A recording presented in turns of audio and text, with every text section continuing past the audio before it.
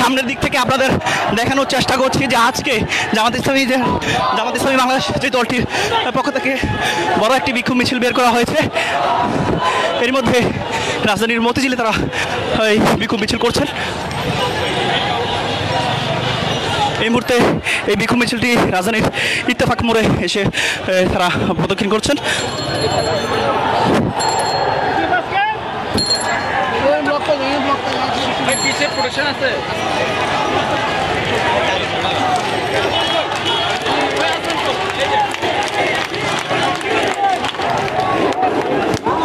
দর্শক, জামাতের নেতাকর্মীরা তারা বক্তব্য রাখছেন।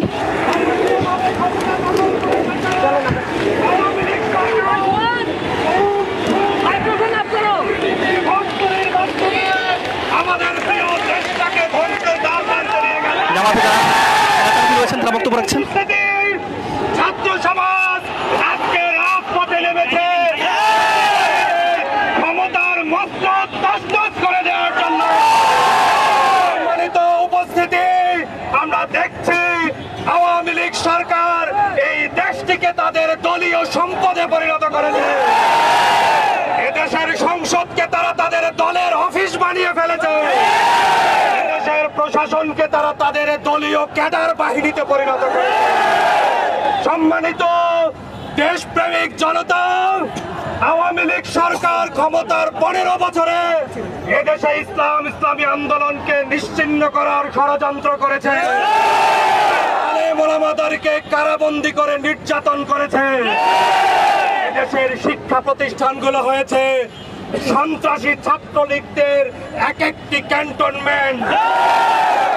হত্যা করে টেন্ডারবাজি, চাঁদাবাজি, র্যাগিং এর মাধ্যমে এদেশের শিক্ষা প্রতিষ্ঠানের শিক্ষার পরিবেশ নষ্ট করে ফেলেছে। আমি উপস্থিতি, আমরা সমৃদ্ধ বাংলাদেশ গড়ার স্বপ্ন দেখি। আওয়ামী লীগ বিগত 15 বছরে এদেশের অর্থনীতিকে পঙ্গু করে ফেলেছে।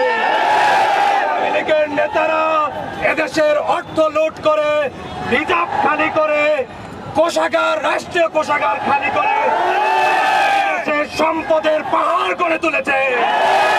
প্রত্যেক দুর্নীতিবাজের বিচার বাংলার মাটিতে হবে।